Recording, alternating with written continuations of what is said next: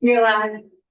So this is Senate Transportation. It's Tuesday, the 14th of April, and we are slogging our way through H944. And Damien, because Anthony needs to leave, why don't we go right to the sections that... All right. For the record, I'm Damon Leonard from the Office of Legislative Counsel. We'll start on section 41 on page 70. So you're going to see three colors of highlighting in the next two sections here. The first is blue. This is where ChargePoint has proposed striking out language that was in the draft that was not proposed to be changed by CLF. You'll see yellow language where they're both proposing changes from the underlying language.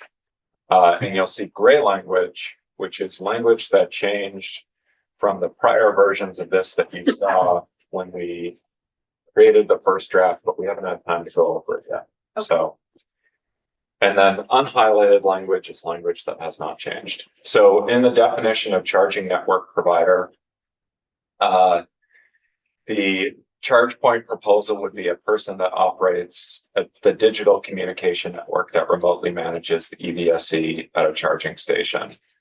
The blue language that is in the original draft and that CLF did not propose taking out in their draft yesterday was and is responsible for operating and maintaining the EVSE, supporting equipment and other facilities.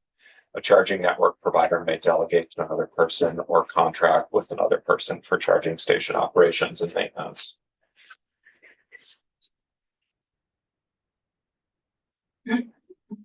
Okay. So if I'm understanding correctly from your next note, they want to get rid of this section, or they want to get rid of the highlighted blue language. Okay. Yeah. I don't have a strong opinion on that. So is the reason for this that it could be a different entity that's responsible for operating and maintaining? Yeah, I think I think all they want is that the definition just covers that the charging network provider is the person that operates the digital communication network. And they want to leave out the responsibility for operating and maintaining the EVSE, supporting the equipment and other facilities. And they also want to leave out the delegation there. It makes the definition more open. So it's just focusing on, if you're calling out a network provider, it's just the person who operates the digital communication network. It doesn't restrict them from operating and maintaining the EVSE. But it doesn't say that in order to be a network provider, you have to be responsible for operating and maintaining it either. Okay, so is responsibility for the actual equipment on site, is that defined elsewhere in this? Because someone needs to be responsible for that. Right, but we don't have to define that for purposes of creating open data requirements. This allows them to figure that out by contract. So we're not regulating how charging stations are operated. We're regulating, this language here is regulating the availability of that data. Right. So,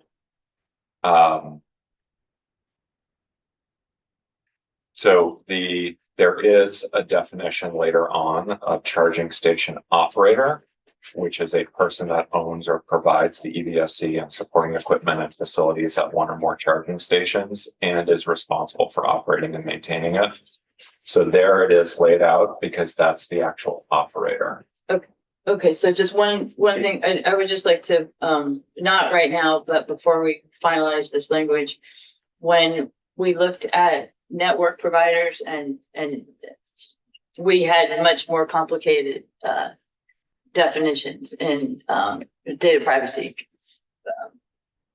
language. Okay. So I would just like to make sure that this is as robust as what we have in other bills or other.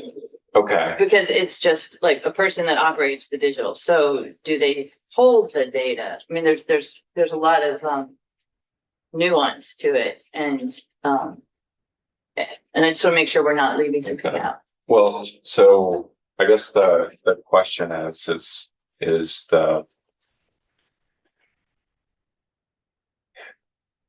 one of the things that to think about is whether the more robust definitions that are needed when you're regulating data privacy are necessary in this case when you're simply requiring that they make the data on charger status and availability available in real time for use on various third-party apps.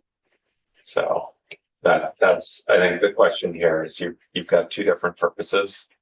One is to regulate how data broker deals with personal data and potentially private data. This is requiring disclosure of availability data and basic statistics regarding charging stations to third-party networks. Okay, So you may not need as robust a definition, and it could create additional complications and problems if you start to bring that in. So, Okay. but it's something to consider. Ultimately, the choice is yours. all right. I just So- want to understand it more and talk about it more offline. And I do think that privacy needs to be discussed Okay. because there is information that this operator will have on individuals, or that's my understanding, is the operator will have information on individuals, and it's just part of the whole system of collaborating data. I would like to get Okay. to where the changes are in this, to be respectful to Anthony, and then just have him make a statement about what each, these changes and where it is, and and then we can come back and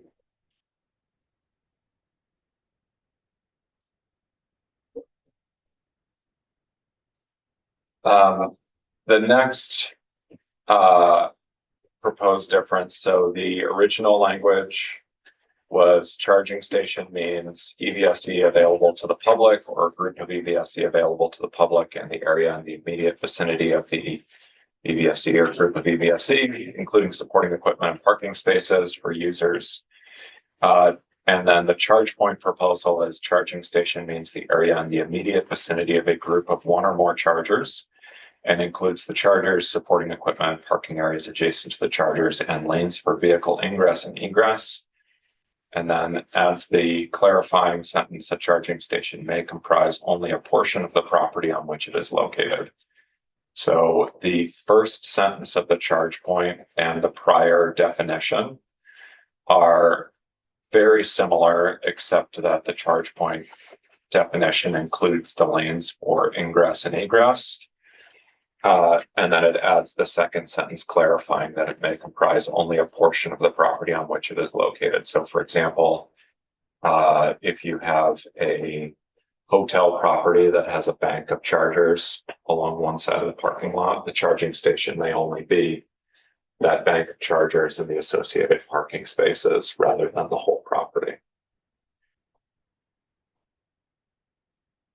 The next point where there is a difference between charge point and the underlying language is that in the definition of DC fast charger, charge point proposes deleting the word rapid charging, so that instead it would read that enables charging through the delivery of direct current electricity to a plug-in electric vehicle's battery. The change there, I don't think it doesn't have a negative impact on the definition, and it avoids an argument over what rapid means. No, right. So. Yeah. Uh, I don't know if we're checking things off as we're going as well, but it feels pretty I'm gonna simple. wait until Anthony gets the chance to say, Oh, okay. yeah, I'm trying to get through all the changes and then him. For the definition of level 2 EVSE, the original language says that it's single phase input voltage from 208 to 240 volts of AC. The charge point proposal is single phase input voltage from 208 to 277 volts of AC. So otherwise, it doesn't change the definition, and it actually encompasses some chargers that were left out of the original definition. So that would qualify as level 2. So the final definition where there's a difference.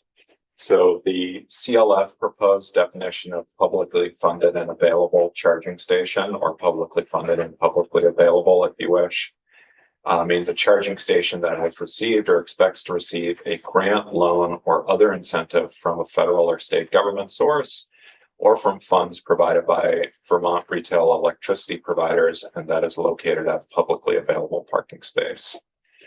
ChargePoint's proposal is publicly funded and publicly available charging station means a charging station that has received an incentive for deployment of infrastructure from the state, or a charge on ratepayers, and that is located at a publicly available parking space. So there's a couple of things that are worth pointing out here. The first is an incentive. It may not be an incentive for deployment of infrastructure. It's not clear to me whether that would include grants and loans. I think it's intended to, but that, and it's also past tense, so it doesn't include expects to receive, which is, that's a policy decision, whether you want to include only chargers that have received or chargers that are scheduled to receive. And then the other piece is funds provided by Vermont retail electricity providers is potentially broader than a charge on ratepayers, because this means that with for example, GMP could provide funding for a charging station without levying a charge on ratepayers. Does that make sense? So they could do it through their own funding without having to levy a specific charge. So the CLF definition is likely a bit broader than the charge point definition. Again, it's up to you. So going on to section 42, I want to highlight there's a typo in the title of the section. There is no rulemaking provision in the new language, so that should just be struck. I'll take care of that in the next draft. Within the lead-in language, the CLF language is except as provided in subsection B. Charging network provider shall, for any network publicly funded and available charging station in Vermont, ensure that the following data fields are made available free of charge to third-party software developers via an application programming interface. ChargePoint's proposal is except as provided in subsection B, a charging network provider shall, for any network publicly funded and publicly available charging stations installed in Vermont on or after January 1, 2028. So that is, and I think that original date, and I don't want to speak for ChargePoint, but my understanding was that that was based on timeline for rulemaking. But you may want to check with them if you choose to go with a date in the future. Ensure that the following data fields are made available free of charge to third-party software developers via an application programming interface. So the big difference is the date, January 1, 2028, or present. The language from both groups was the same for the following items. So the data fields are unique charging station name or identifier, address of the property where the charging station is located, geographic coordinates and decimal degrees of the exact location. This allows your GPS to navigate to it. Charging station operator name, charging network provider name, charging station status, including whether it is operational, under construction, planned, or decommissioned. Charging station access information, including access type, such as whether it may be used by the public or is limited to use by commercial vehicles, and charging station access days and times, including the hours of operation for the charging station.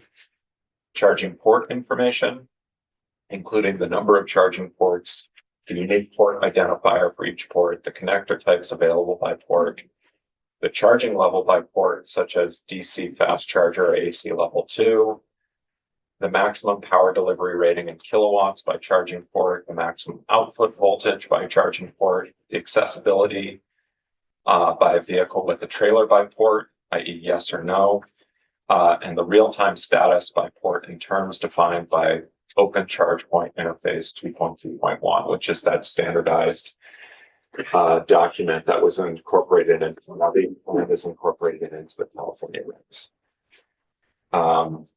And it is different from ChargePoint, the company. It's ChargePoint 2 words instead of ChargePoint 1 word with 2 capital letters, which threw me for a loop, I will admit.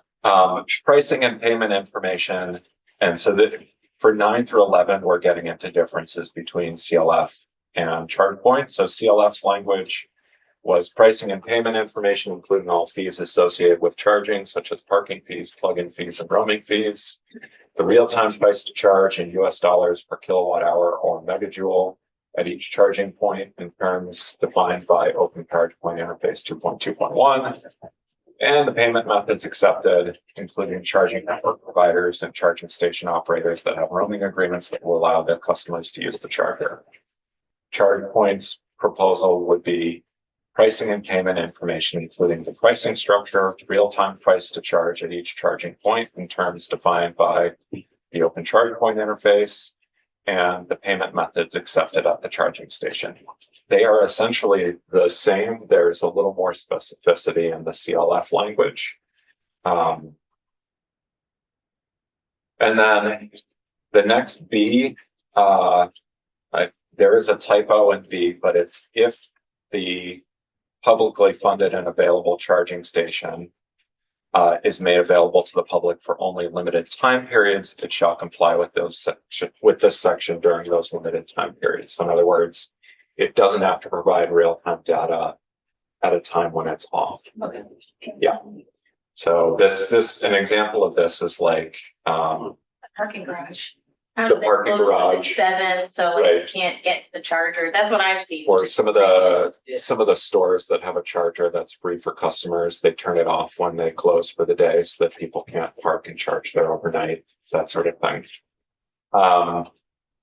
And then C, this is language we discussed yesterday. The provisions of this section may be enforced by any state agency or department that provides grants, loans, or other incentives to support the construction or operation of publicly funded and available charging stations.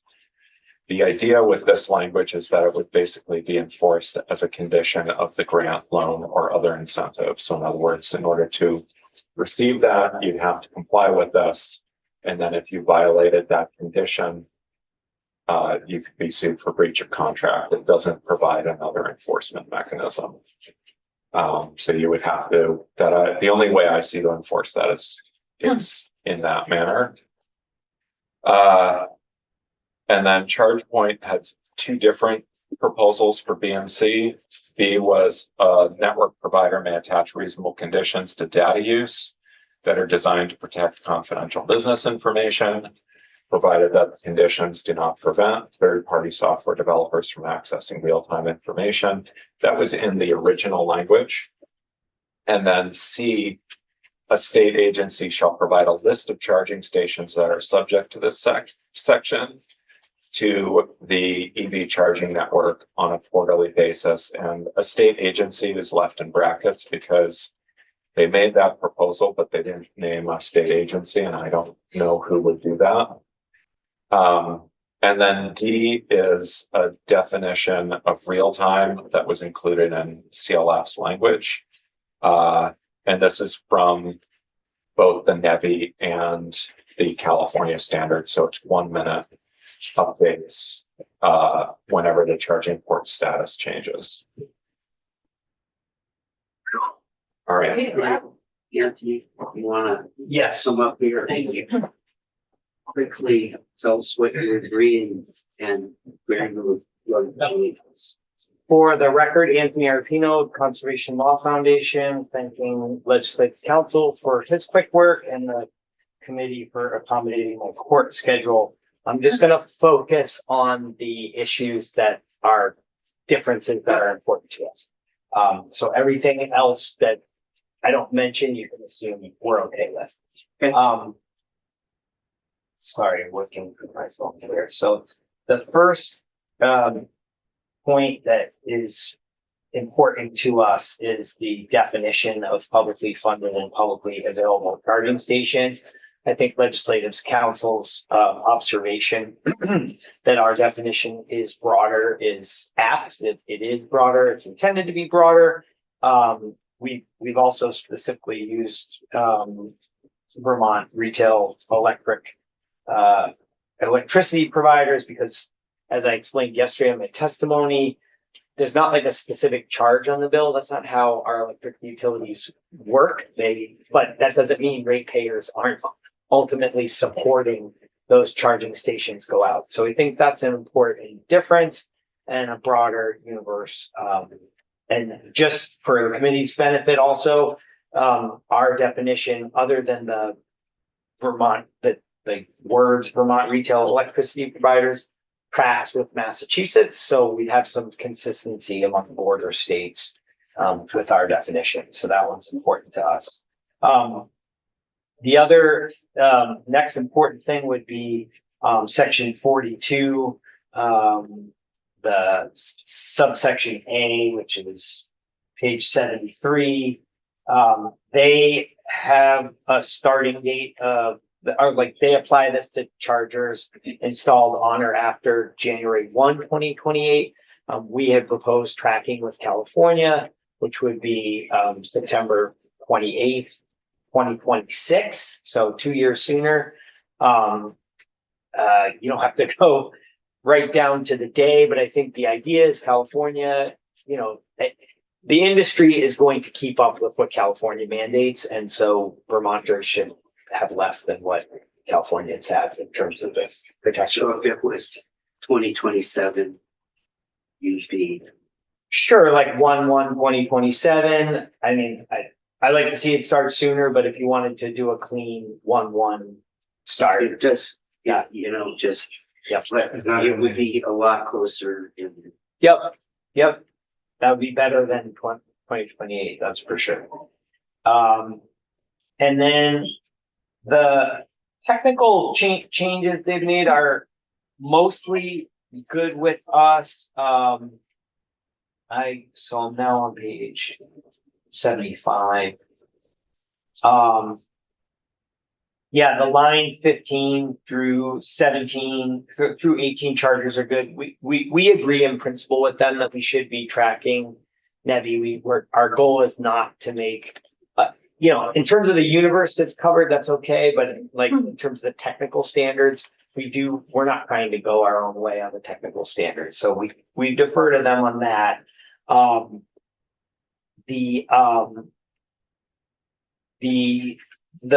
The language that Damien came up with to track my suggestion yesterday on 76 is good. The one thing that it misses is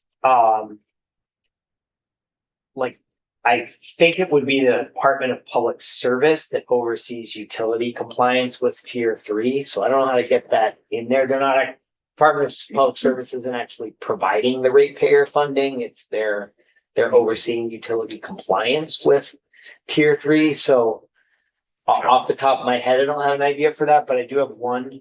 And that's in C. Yep, that's in C. I would also say, with the language department that provides, I would say provides or administers grants, because that we want to capture, like if it's pass-through funding. I don't know if that makes sense to you, David. Yeah. Okay. And then we didn't have a problem with that. So the 1 minute is important. And we did, in terms of the state agency that provides a list of charging stations that are subject to this, we thought a good idea would be the climate office, because the climate office already plays sort of an interagency coordinating role. And so they could just survey all of the agencies that already have a seat at their climate office table and say, hey, what's your list? We'll compile it and publish the list to the charging companies. So that's my idea, and I am talking to the climate office about this, and with V-Trans, with Patrick from V-Trans tomorrow afternoon, so. If they hate that idea, I'm sure they can tell you, but I will also report back. Go I ahead. just want to ask Andrew some questions, please. Yes, Up here. yes, sir. Okay, so on page 73, publicly funded and available. Why do we not just say or available? Because it's my understanding that the tier 3 funding from utilities. Or from the infrastructure charge that ACCD administers sometimes goes to multi-unit. Like dwellings that are not like their own residents. Oh, I see Michelle shaking. Right. They're residents only, and so like you'll know if you live at the if the chargers are only available to residents of the apartment building and you live at the apartment building, you'll know. Yeah, I guess what I'm getting at is why. What concerns me is that we're having a subset of all of the chargers be in this program. So I think the private chargers that are publicly accessible ought to be in that also. The other, like Tesla, honestly, I don't know if we could get them in. But this is supposed to be a comprehensive way of folks to understand really the pricing. And Yes. and there's a similar thing in for gas stations. They have to the reason we have big gas station signs of prices is because the federal government told them to do that. That's not a coincidence. So I just don't see why private folks shouldn't be included in sharing their pricing because we could the access doesn't have to limit that. The access is a different issue. So I don't know why we limit ourselves to both. I don't see a reason for that. So there's a couple of reasons. One is I agree with you. That's the ultimate goal. I think we're trying to phase this from You're trying to get started. we're trying to get started, and we think this will ultimately move the industry in that direction. We want to create a regulatory universe that's manageable at this point for our state government. And right now, there is no one-stop shopping for everyone that's overseeing the private network. So starting with the public, easier to administer. It's consistent with what California and Massachusetts has done, but doesn't jump beyond them. And because there is a public subsidy, it also eliminates the possibility of a lawsuit over this, because the courts have said if you're taking some kind of public subsidy or ratepayer subsidy, then you don't have like a trade secret protection necessarily. But if it's purely privately funded, there might be. So I think the idea is to push. Like this is ultimately good for the charging providers. Like they will eventually all see this as to be their benefit. And if they're not doing this, then they're going to lose business to the chargers that are. Yeah. So I think we started where you started, Senator, and we want to end where you want to end, but we're as a matter of compromise thinking that this makes place as a logical starting point, both for our regulators and for the regulated industry. And eventually we want to move there, but let's start here, see how it works, come back and fix it and broaden it if it's not working Okay, well. I appreciate that. So what we might want to do is just have intentional language, but we can talk about that later. But I think it's fair to say what you'd like is this to be successful, and then we'll move on. That's correct. Right. But sometimes we don't do the moving on part. So I just want to have some If you- sort of if- state. You know, I my client suspect DLF, we will come back to move on. Okay, good. If we will Ever get. get Anthony before? No, actually, it's a person persistent, but this is good. I appreciate that. So a couple more questions, okay? Yeah, go ahead. So an incentive for deployment of the infrastructure, is it charge points proposal? And that could be non-monetary. I mean, non-monetary can actually be more impactful. We have incentive too. Okay, so They're narrower, we're broader.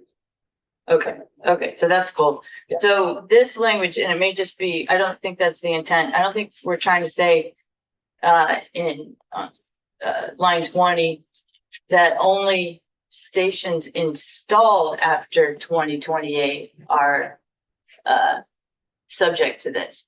This is after 2028, all charging stations are subject to this. Again, so I would add, actually, I forgot, we would have to say installed or refurbished, because a lot of these existing stations are gonna go back and improve. And I am right there with you, Senator. Our ultimate goal is all stations. But we have more stations to be installed than we do currently, and our belief is if we start prospectively, it will eventually trickle back to all stations. So I wouldn't oppose what you're saying. I think industry would. But we still think we are making meaningful progress if we like do a prospective. So this is intended to be stations installed or refurbished, which good luck finding a definition for that. It's gonna be workable. But I'm sorry, I shouldn't say that, but, I think they can, We're- if you we- go back and. Go ahead. we have a lot, headed to be installed, planned to be installed in 2027. I mean, there was that map that we looked at yesterday. A significant number of stations, and that will bring us actually better than NEVI, you know, like every 25 miles, we'll have a station. Yeah, That's supposed to happen in 2027. that's So- what we want. Yeah, but after 2028, No, we don't agree with that. Right. That's their voice. okay, good. So then, Yes, Good. yeah, I I was thought you agreeing were with the saying- chairman So- to come back. So keep- okay, Are you about, because let me come back. So on page 70 and 71 and 72, they're pretty much the same. On page 73 and 14, there's a difference between publicly funded and charging. You like your language and not theirs Yep. because yours is a little broader and you bring in Vermont retail electric providers. That's right. And they don't. Yep. In section 42, you would like us to be closer to the California date. Doesn't have to be, but you don't want to lose a year in a quarter. 100%, like what's, And then you're pretty much the same on 74 and 75, but 15 through 18. And you would take that language because you're really pretty close to the same. yeah, And then on, and the reasonable conditions to data use, we're fine with that. Yeah, Okay. that was in our, and on page 76, the state agency, you would put the climate office. that's correct. And that's, And the one other thing was the try and find somewhat like the grants are either provided or administered. So that captures pass-through money and then some concept to get how the Department of Public Service oversees tier 3 spending by the utility. Isn't that what you say? Fund provided by electric retail providers? Yeah, but the provisions of this section may be enforced by any state agency or department that provides grants, loans, or other incentives to support the construction of publicly Especially funded. the enforcement part? Yeah, because the department doesn't provide those, it just makes sure that the tier 3 funding that the utilities are spending is consistent with their tier 3 obligations. And how do you see enforcement? So they would, somebody would notice that they're not making this data available. And Yeah. Yeah, But any state agency that provided funding for that charging station can contact them and say you're not providing this. yeah,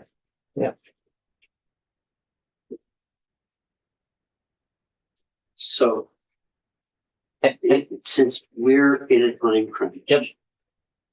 If I'm looking at this in 14, if, and knowing that if we get a bill out Yep. and we hear back from somebody before this bill gets to the floor, because it won't be to the floor for at least a week or two. it'll be at least a week or two. Okay. Before it's Yeah. out to the floor. We can take this back up and we can do, an amendment with correction that. But in this, what I'm gonna propose is the page 70, 72, through 72. We'll take the changes that are suggested. Yeah. In 73, we'll take what, Anthony's language at the top instead of charge points language.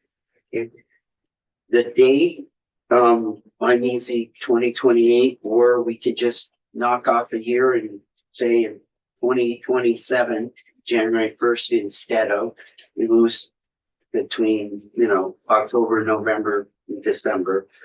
But, and we have big opinions here? I don't. I mean, I'd like to start with these. Well, that's what I'm proposing is, we just say instead of, January 1st of 2028, we say January 1st of 2027. That was your proposal and you would. Or I said- July. Yeah, Yeah. 26. Yeah. What do you, is This language is about when the charging station is installed, the charge point, but the other language is just when you charge. right? There isn't anything in the other language about when it's all a charging station, so the way I understand. Right. Regardless of when they were installed, charge point is trying to just get the ones installed after 2028. Yes, and What is California's when they were installed in September 26th? Yeah. Or just starting at September 26th, all stations that were Installed after. Okay. I think we should talk about that. well, I'd like I think we're September deciding. 26th. well, Sure. then September, That would be you great. wanna put, September in? I'm good with that. 2026, yep. Yeah. Yeah. Yes. Okay. That would be great. You got that, Davey? Wait, And then, No, and then the next two pages, 74, 75, we're good to go with that. And the charge point language between 15 and 18, you seem fine with. Yes. We would plug that in. Can I just have one question on line 18? Or Yep. The payment, yeah, on page 75, regarding the charge point recommendation is not as specific. And when we say pricing structure, I think it's really important that things like credit card be delineated specifically. Is that the intent? Payment methods accepted on line 18, I- so that would. Yeah, I know, this, again, that, But- that needs to be available on an app, is to tell you how you can pay. I understand, You're but they might say, oh, you can pay with American money. I mean, I just wanted to be clear that Okay, will credit cards be? And they probably will. It wouldn't make sense to not, but I don't want to assume here in this case. Yeah, I think, I'm pretty sure this language is the NEVI language, C, subsection C on line 18 of 75. And my understanding is the NEVI compliance is you have to say if it's credit cards. Okay, so that would be good to know. Can you just check that out I will for us check that. and get back to I have us? I Yeah, have the expert of whose report I put. in. and for the sake of trying to push this along, we'll accept that, and if you come back and tell us credit cards aren't accepted, we'll reopen this. Okay, Is that, well, what it says is whether they accept, they have to tell you whether they accept credit cards. Yeah. It doesn't mandate them Yeah. all to accept credit cards. That's a different. yep, that's a whole different level, but Yeah, if we hear back from you. You want to make sure the level of that level of detail is what's required of them. right, because that's really important to the I customer completely agree, and debit cards completely agree, and similar to be. completely agree. Okay. But Understood, if will do. we're trying to follow national standards and national, Yep, make sure that that's not left out. yeah, Thank you. Understood. Totally. and then on 76, we'll plug in climate office.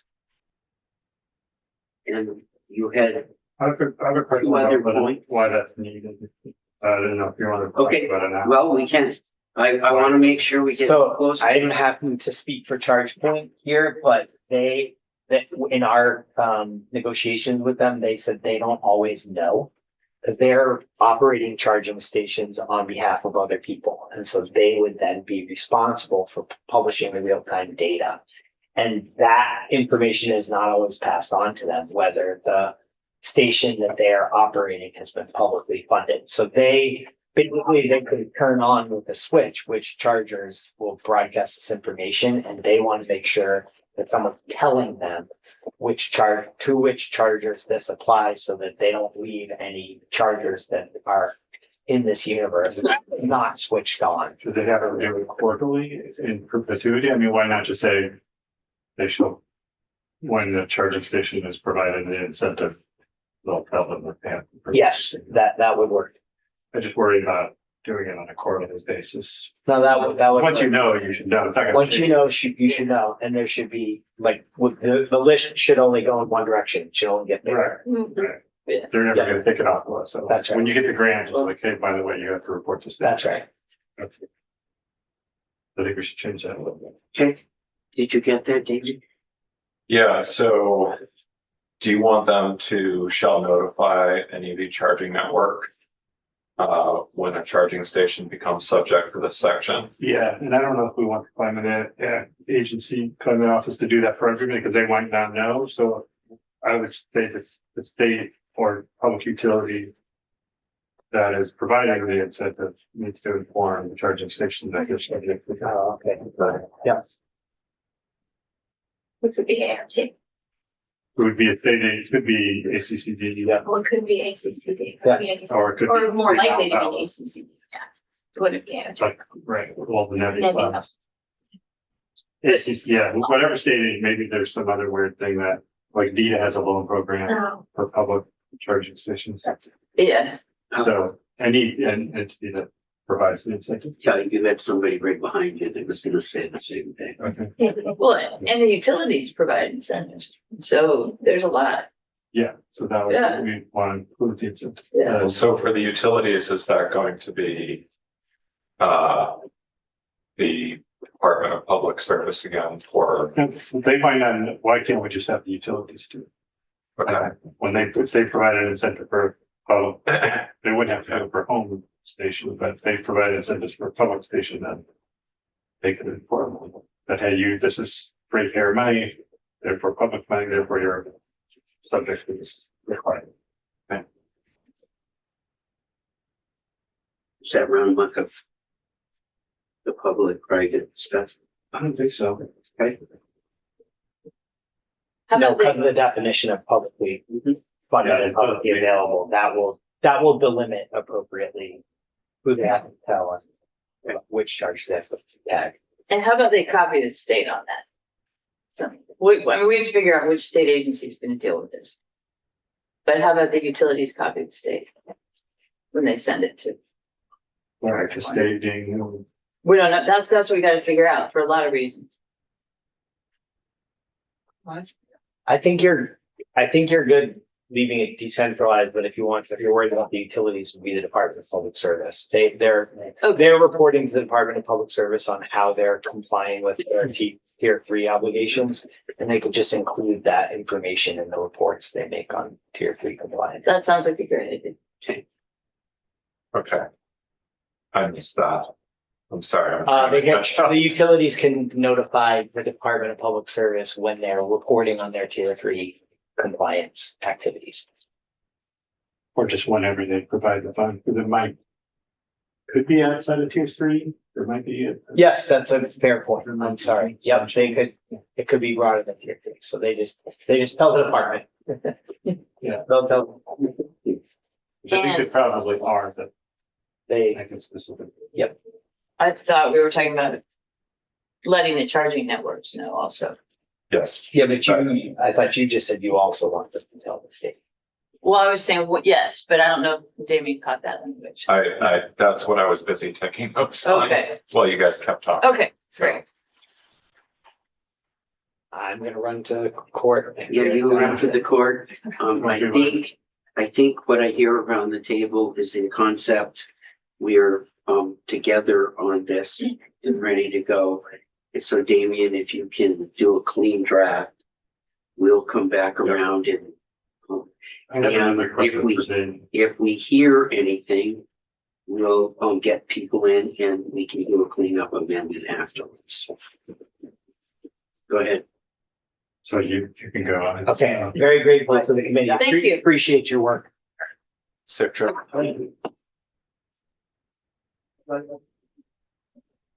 On page 75, there we go. Bottom.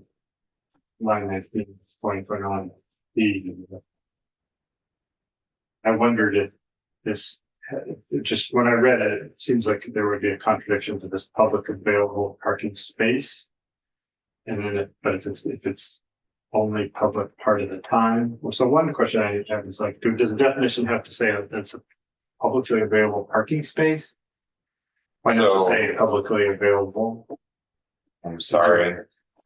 So that Is this, Nice. is this Yeah, the issue so of the place that closes at night? that's what this is on this page. Yeah. Yeah, so this should be, what it should say is if a publicly funded and available charging station is available to the public for only limited time periods, it shall only be required to comply with this section during those periods. Or something along those lines. Actually, a simpler way is a publicly funded and available charging station shall only be required to comply with this section during time periods when it is available to the public for use. If your Yes. store is closed, Kind of, Yeah, can we Right. open or close instead of available in that instance, so that available means like functionally available in the world, but then open or close would mean that day. Just to make it clear, because it's still available. I mean, they can, or Is it I don't know, it Yeah. could be. I mean, there's all different sorts of things. so open or closed, If you're a condo, Right, this is Yeah. not the condo part, but this yeah, is, this is somebody who closes on a, like at night or something. right, but it doesn't necessarily tie to when the store is open or closed. So for example, you can have these on a switch that No. turns off at 8 o'clock every night. And the charging station, I mean, if you want to define open as meaning the charging station is available for public use, we can do that, but I mean, it's your terminology, but it seems like we've been using the terminology available for use by the public. Right, but it turns out that available, it's not always open when it's available. Available is a condition that goes for years. Open is something that is in hours. Do you know what I mean? I know what you mean, but I not sure that, It's just a different, put a flag in it. right, let me think about. Yeah. A way to phrase this. It's like, this is a public building, it's always a public building, but it's not always open to the public. Yes, my bank has charging in the yard and I'm, when they, particularly when it's dark at night, they don't like people in the yard. And I can understand, that. So if they turn something off so it can't be used, it's still a public space, but I think none of us disagree with what the intention is here. I don't hear any, so. it's just wordsmithing at this point. Yeah, if you can wordsmith that, Damien. I'll do my best. Okay, Okay, I just wondered when we define it as a publicly available parking space. Is that different, like? so the publicly available parking space That's in the definition is of not there. 73 and Okay. 14, lines 3 to 10. But basically where it's, I think it's a better place in this, the whole chart point in the other language. Mention the parking space. right. Like, if we just said it was publicly available. We don't say parking space. Like, it's just saying like the public can park there even though they're not charging. So if they said EV charging only, is that not a publicly available parking space? So, yeah, so this could be, for example, a parking space that is not publicly available is like a charger that says, parking reserved for state fleet vehicles only. There are two of those across the street. What if it just said only for EV charging only? That's publicly available. I think you're talking about when you close off the general EV driving public. But if you're saying it's a public available parking space, that to me means anybody from public parking. Because it's a I parking. don't space. think that's Not a the charger. intent here. I think the intent is that any member of the public who is driving an EV can park there. I can try to wordsmith this as well. I'm okay with it. You're okay with it. I just say, Yeah. somebody could say like, well, but we don't have to comply because these aren't publicly available parking spaces. These are EV parking spaces only. I mean, it would be a very particular way of getting out of doing it. But I don't think they would try that, but it just seemed like a. I don't know if it helps to say a parking space in that sentence. Like, what are we adding by saying the word parking space and not just saying located? That's public, that if it's publicly available. That is a public available. location. This is charge points language. I Well, can't they speak use to it why. too in Anthony's language too. Okay. Located at a public. So I'm neither CLF nor ChargePoint. Yeah. Can't speak to why they both chose to use the word publicly available parking space. Right. I read that as any space where a member of the public driving an EV can park their car to charge. But I can just say that with a space that is available for any member of the public driving an EV to park and charge their vehicle. Whatever, just that is that publicly available, that is publicly available, and that is publicly available. I can just say that too. It gets a lot for a gasoline powered vehicle to park in front of a charger. There are chargers where parking is restricted to EVs. Yeah. There are a number of those spaces on Lincoln Avenue. I don't think it's a lot. It's not a lot. To They be can- fair, when a parking restriction says Yeah, EV parking only, it is a lot. you can be ticketed for parking a non-EV vehicle. Okay. So There, yeah. I think so. Municipalities have jurisdiction under Title 23 and 24 Okay, to set parking ordinances, including restricting the type of vehicle that can park in a space and the times when they can park there. So that can be a restriction with the power of law. okay, thank you. Similarly, a private owner can tow vehicles that park in a space where they say parking for blank only.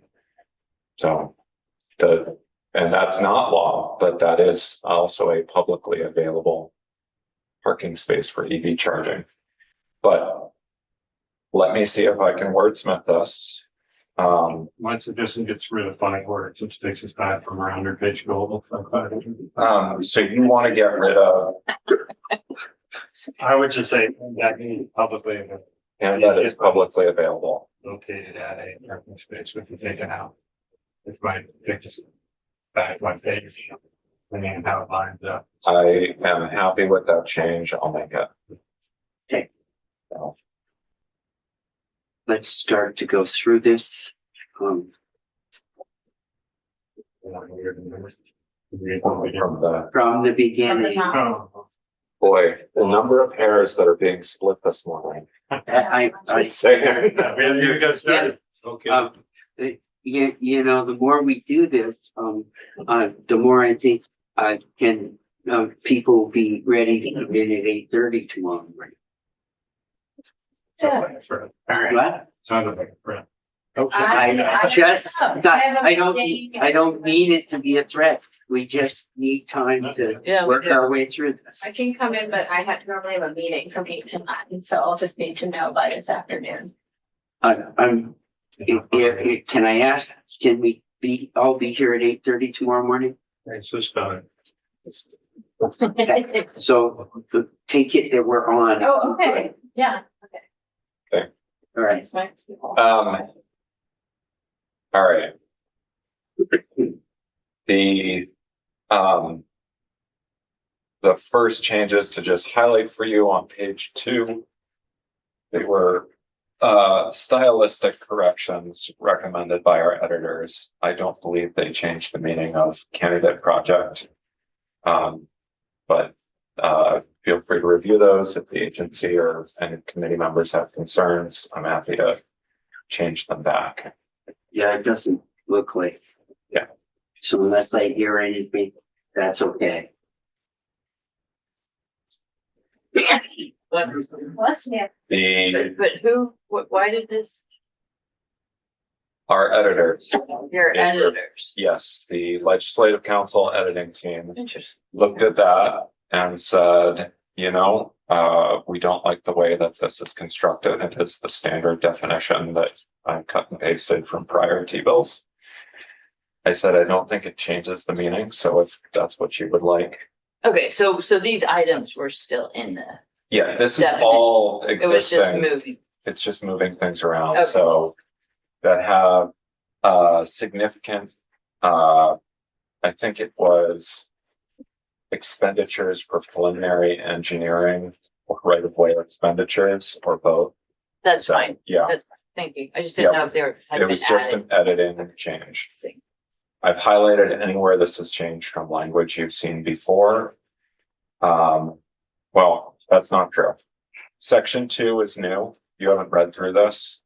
I'm not going to go through it. This is the standard section 2. What are we doing that supports the climate action plan? It's a listing of projects and dollars, and towns that are affected. What's that? It's Michelle's favorite character right now. Michelle doesn't write this up. I write this up. Michelle. So, the agency has declined to spend staff time on So this. it's really section 3 of the bill. Section 3, you said 2. Yeah. I was gonna say. I'm sorry, it's normally section 2. It's Section 4. 3. Section 4 is when we get the next change. Yep, we discussed this yesterday briefly. The change in statewide district leveling is that we've added 1.7 million in T-fund dollars to statewide district leveling. And then the, and that's covered in A, covers the overall paving funding, B covers the district leveling funding. C expresses the intent with the one highlighted change suggested by Jeremy yesterday of cost underruns. So that to the extent that there is a shortfall, carry forward unobligated amounts, project delays, overruns, underruns that result in money sitting on the bottom line, that it be directed to state highway paving projects this year. Section 5. And I'm going to take it unless I hear that we're okay with this. Okay. Section 5. Okay, can you give us the page? Yes, Page 8. page 8, section 5, page 8, state highway bridges. What is happening in this section is the general overview.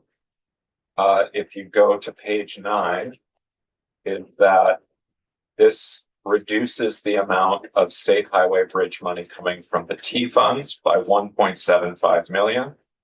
It increases the amount of money coming from the TIB fund by 1.75 million. If you'll remember, your colleagues in the House transferred 2.2 million TIB to the transportation fund.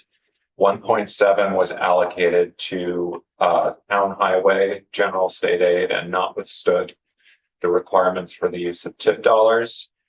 So 1.7, that 1.7 million is now being used for bridge projects, which have a 30-year or at least a 10-year useful life, which is the requirement for TIP dollars that are not being bonded. And then the additional 50,000 that's freed up from the T fund is being used for the Drive Electric VT, which we'll get to later. And then B, C, D, and E are all projects where we're shifting that funding. These projects were selected simply because they had the largest dollar amounts. So you'll notice here, this was so that we would have the least number of projects. If we need to extend the page number, I can switch to the smallest dollar amounts. So we have a few. That's a joke. Go ahead. But yes, Thank you, Mr. Chair. So just so I understand, as we're going through these sections, you're putting okay next to it, so Yep. we're feeling good about it. Internal to all of these are the individual projects. Internal to all of these are the Yes. individual. So you had asked me yesterday, I have additional language related to, I'd have to look to see what exact section it falls in. But at least the first part of my amendment related to the bridge project in the Fox Stand Bridge, I think would be listed under one of these. So I don't really know where to Fox Stand insert Bridge was added. It would amend this section, section 5. Okay, The other project, the Reading Town Highway Garage, and I just was- forwarded it. yeah, is not a transportation program project, so that would be a separate appropriation of its own. It would be its own section. Okay, so yeah, I guess I would say that I would support, as I emailed you last week, and then I just hit reply again, so you guys had it pinged in your inbox. Related to the highway maintenance section 5, I would propose a change. So there's that, and then there's the other question, which I'm a little bit confused about, because while this is the meat of the budget, we haven't yet finalized how much money we have, so I'm a little bit concerned about giving a yes, I'm in favor of it, when I actually don't know the amount of money, and I don't actually know if the project book will reflect those changes. So I guess I'm a little bit up in the air about this. The plain language, yes, but Well, but I guess like, But the adjustments, the question here now is, are we okay with taking the TIP money and swapping out the T-fund money is really the question that we're doing it. Because it's a different way than the House did it. yeah, And we would swap it to make sure that we live with the statute the way it is. And I think if we're gonna consider bonding going forward, we don't want to notwithstand our bonding section. yeah, Yeah, so, but I guess. well, first thing in the morning, the first thing that we're gonna take up are your 2 projects. Okay, Okay, sure. is that? Yeah. And, but the idea of moving this money to clean the TIP money up. How do we feel about that? Well, is it in these sections, or we have additional language later on that kind of calls it out as well? So if you look in State Highway Bridge, so let's start on page 9 at the top. Okay. This is the overall source of funds for State Highway Bridge. So you'll see that the total funding does not change. You look at the total line on line 7, but the source changes by 1.75 million down in the state, which is T fund, and by 1.75 million increase for TIP fund. Okay. And then section B, you can see the same change. There's no change in the total amount for allocated to this project. It's just changing where the funds are coming from. So the state funds go down, the T fund goes down to 0, and it's all TIP fund and federal dollars for that project. Same for the Sunderland and so forth. So these, and what will happen, you mentioned the book. So these projects are in the book currently. Yeah. And then the white book is approved as amended by this bill. So then when the final version goes out, the agency amends their dollar amounts on the spreadsheets based on whatever you pass. And so then for accounting purposes, these amounts switch. So the actual amount for each project is not changing. The list of projects is not changing, Okay. but where the money for the projects is coming from is changing. Beautiful. Okay, Yeah. I understand that. And then tomorrow morning, the first thing we'll take up is your 2 projects. That I appreciate that. I would have liked a little bit more time, because I know that the towns in both cases were hoping to have the opportunity to share their experiences. So I have a letter from the town of Royalton, but is it appropriate for me to invite them? I know both I don't think they'll be able to come on short notice, but I did tell them if we took it up, I'd let them know. It's up to the committee. Well, my only concern is if we were to do it for these two projects, we would do it for all projects that we want to assess. I think that's Still the can burn out. discussion we're gonna have to have tomorrow. We have the time to do that for all. of them. I think that would be the question tomorrow that we'll have to answer. So, Go ahead. You, I am of the same mind as Senator Brinkley. I don't think we have, I think it sets a bad precedence. But we can talk about it tomorrow, but I don't even think we have to go that far. I would be a no on any additions now. So that's just me. I think, I can say no. to I think, Senator White should get her chance to at least express, what she wants and what she would like to do and, Yes. so first thing tomorrow, if you could do that, we'll have the discussion. thank you. Okay. Pilot sections. Okay. So the pilot sections, sections 6 is as you reviewed it the last time. Mhm. Section 7 is also same as you reviewed it. In section 8, there are changes on page 16, lines 4 and 5. This is adding the provision that the amounts that are appropriated to general state aid for town highways shall be supplemental to and shall not supplant or decrease the amount appropriated under the general formula. For the state aid for town highway structures, we have the same language appearing on page 17, lines 15 and 16. And then for class 2 town highway road program, same language, page 19, lines 7 and 8. So tomorrow, and if we start at 8:30, you're on, Yeah, I'm emailing them. and at 9 o'clock, Ted would be in, and he's going to give us the sheet of what this would produce. There is questions within this of who we're in front of. Do we say that that's 3.4 million continues going for the payments going to towns for appraisals? And are there other things in front of that? Or so at what point do we start this? Do we move in front of that and say the 3.4 that has been going out the last 2 years? This would be in front of that. This would be behind that. And we'll have to change the language around here once we make, but we should, Ted will have a sheet telling us what we could expect in either case. Okay.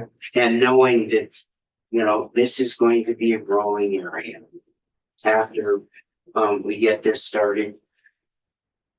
If we have another slug of towns that does, and I've heard who is it in the building is now saying we should lift the cap and all towns should have 2%. Be allowed to do 2% without a charter change, you mean? Yeah. Or I hadn't heard that. Well, somebody is out there saying we should change the statute. Oh. Well, not in Senate GovOps yet. Not in ops yet, but anyway, so Ted will be there. And I think the concept we're good with, but we'll have the details of that. Okay, Section 9 is the same $3 million appropriation from the pilot fund to general state aid for town highways that you reviewed last week. No changes. are we good with that portion? taking 3 million of the surplus. In 8 Yeah, Section 9. or 9, I mean, yeah. Yeah, just as long as it doesn't get And changed. we'll see the sheet tomorrow. Okay, section 10 is $10 million FY 27 transfer from the general fund to the T fund. This is the same as you reviewed last week. Can I ask a question? Sure. In section 9, the, how would it run now? Because the chair said from the surplus. No, this It's correct, it just takes 3 million. this is different than a surplus. So this is the surplus is going forward. This is an FY 27 before there are any revenues that come into that special fund. This is just appropriating 3 million pilot to the Agency of Transportation to provide additional grants. Doesn't matter what the state of the fund is when this appropriation is made. It's assuming that the fund has its current balance. So if there are other, this is something that, if there are other amounts going out of the fund, you'll want to make sure that Yeah, you'll want This to make doesn't sure that, so overdraw. why don't we look at the sheet tomorrow? And Yeah. we'll make a decision. And I did just notice that this needs the supplemental to shall not supplement and not supplant language, so.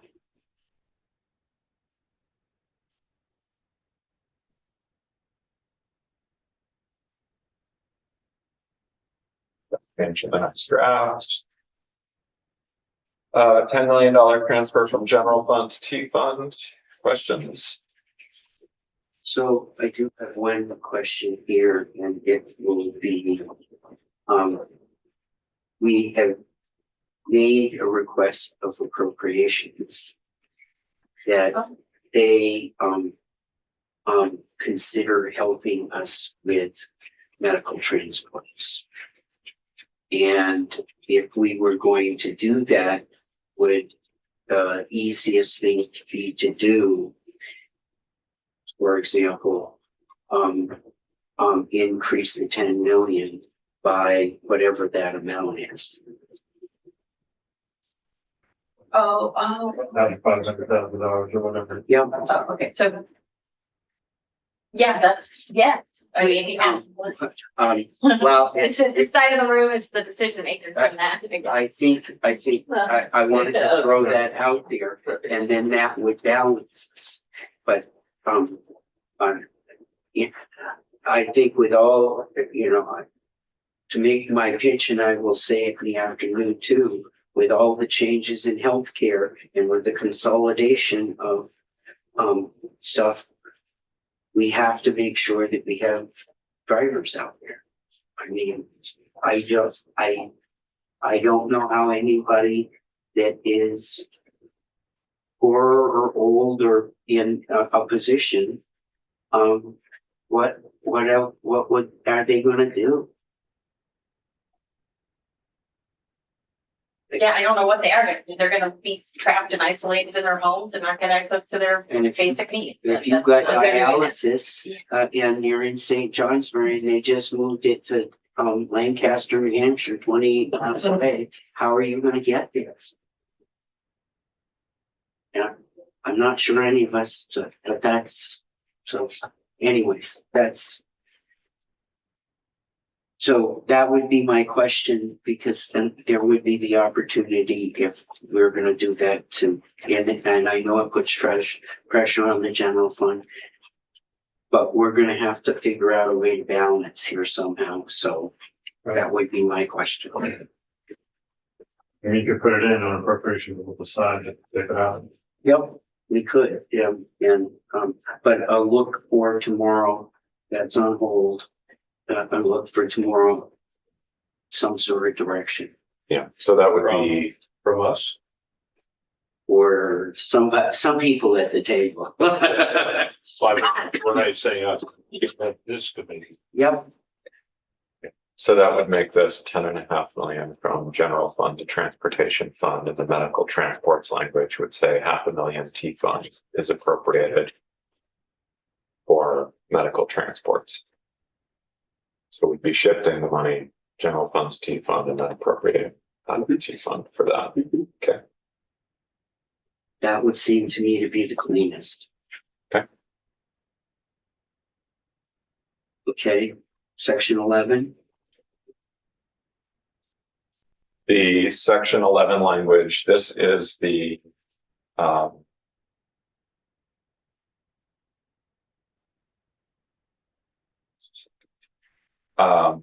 this is the language that provides the 5-year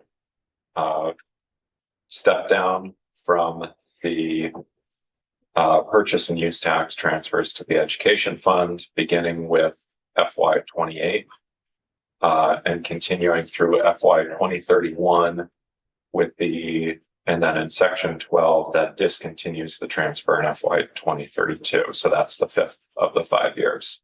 So there's 4 years of reduced transfers to the T fund shown in section 11, and then section 12, the transfer is repealed altogether. I think we know this is going to be controversial when it hits finance. Are we ready to do, send this to finance? I feel good about it. I think it's the correct move for the transportation fund. I appreciate that we spent some time on it and tried to go through it. I do think we'll need to talk to our friends at finance and advocate. I think Because I this is don't- going to be controversial. I guess I just don't want to have what happened on the outside happen where they just got completely maybe supplanted, supplemented, whatever, by ways and means. I don't know if it's worthwhile for us to have maybe a precursor conversation with the chair in advance. You did have members of the committee. Yeah. And what do Yeah, okay, she's aware. okay. No, I think it's great, and I like the way that you presented it with the different stages, because this isn't on its own. No, it's not. It's a web. Yeah. So, In the government, it's similar concept, so it's out there. So I think we'll mark this as okay. I'll just say that I'm supporting it, constitution committee member, not an appropriations. I totally, right. Well, we'd like to get the appropriations act. well, at least you're supporting it at this, that's important. Okay, bonding, 13. So in 13, this is the authority to issue transportation infrastructure bonds that you saw last week. No changes to this section since last week. I think we're okay with this and this. And The only thing I would want to look at is if we could do it sooner. But, Oh, so for fiscal year 27. yeah, if it were possible, because I know they said it would, likely take a year, but there might be some flexibility. So I don't know if it's possible to have flexibility in the wording. well, go ahead. Well, we could, but we're covered in 27 and the other 10. Hmm. That would put 20 into. Right? Into 27 is what you're saying. Section. Yeah, I'm just thinking earlier is better for multiple reasons, because the need, I mean, one of the things we're not talking about is, and we will be talking about yesterday, or tomorrow, is the really harms from the projects that aren't getting done. So, I think we're much better off with the 10 million next year, obviously, but I'm sure we could find something to, You're talking about section 13 or 14. I'm talking about 13, They do bonds for this. for 2027. Well, so state fiscal year. I thought, I just don't wanna, I wanna be able to have the possibility of doing it sooner. I don't know what the time frame is, but we say it could be 27 and I just can't get it to do it better than that. yeah, I Maybe just. There is, thought we heard from the treasurers of, there's a roll up and it's pretty he said a year, but there's also, bond anticipation notes that you can do when you're, working through that process. So maybe I can just talk to them today. Yeah, that you can talk with them. I'll put this on hold. Well, but. And then. 14. So, Yeah, Michelle has something to say. Thank you, Mr. Chair. Michelle Boomhauer, Vermont Agency of Transportation. I'd just like to point out that Section 14 outlines a process which would reveal the governor's budget in advance of the budget presentation in January, or at least lean towards revealing that budget. And so I just would like to express agency objections to this section based on that premise.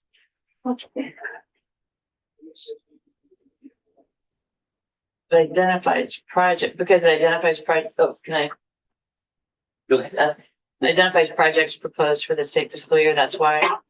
Yes. So there are some documents that we already have that are multi-year documents. That's true. So we could use the 2028 Yeah, could it be based on projects. Yeah.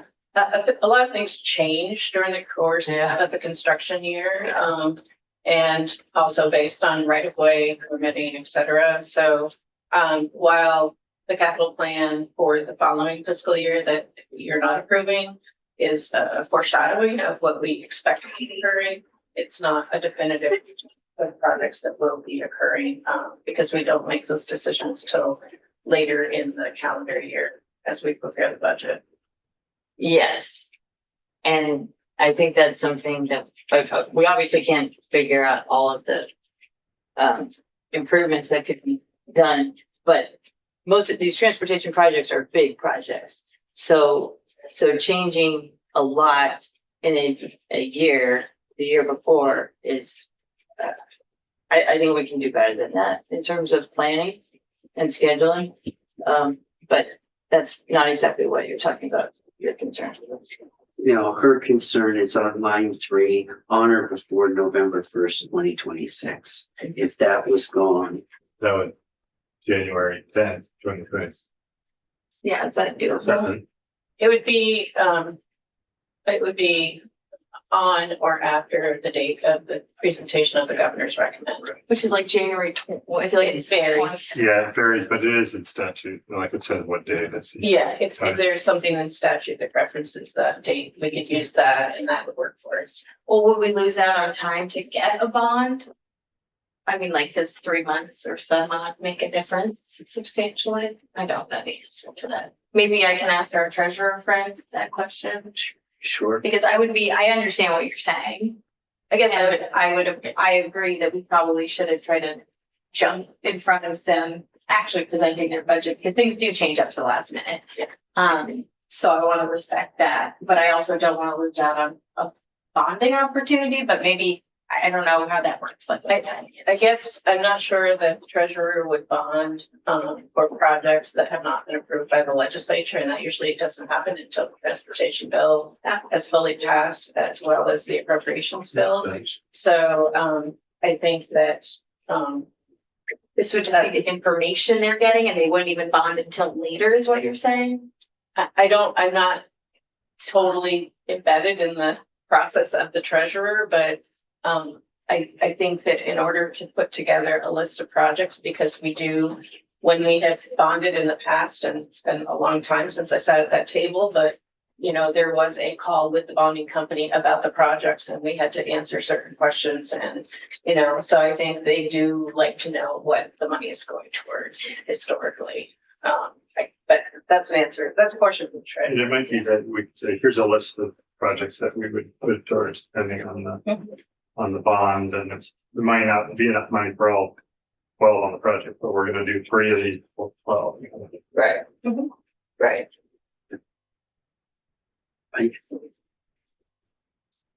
And I'm sympathetic to the governor's issue about That's her budget. So instead, we should say the Agency of Transportation in consultation with the treasurer shall identify projects proposed for the state fiscal transportation and include it in their budget presentation. So we get the bonding, and we if they chose not to do bonding, we get 2 budget tracks submitted. And that's in the next section is the 2 budget tracks. Do you Yep. want additional language? That to have them include a report that provides the analysis of the present value. Yep. In comparison, and just move that to the next Yep. section. And just move that to the next section. Thank you.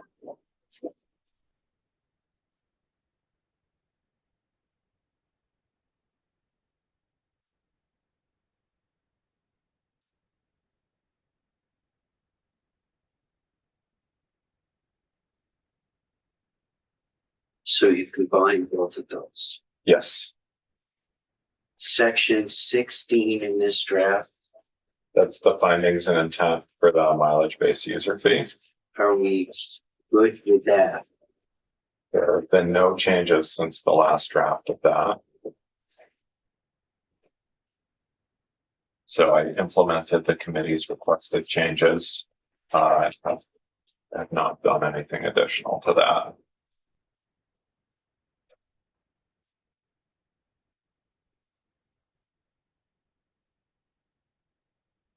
I'm sorry with that. So I think we're okay with findings. This is probably a good place to stop before we get into and we will start again at 8:30 in the morning and continue with the spreadsheet for local option tax will be at 9, and we'll start with Senator White's proposals for projects and at 8:30. Do you want an updated bill draft for tomorrow, or do you want to continue working through this draft and then make all the changes in one draft? What would you like? I'm going to be working on it anyway. It's just a matter of, do you want me to get something edited? And I think updated? the back of the bill, the sections that we did need clean them up and get them as close as you can to what you think Okay. the thinking is. And if I can make the changes that you've requested in the first 16 sections. Yep. Where there isn't committee discussion, that still needs to happen.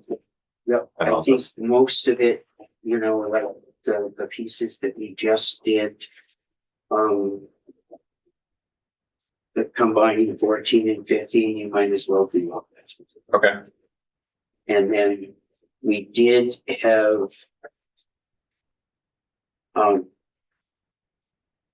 unless we hear Senator Harrison is going to check with the treasurer's office if they could do something faster than a year.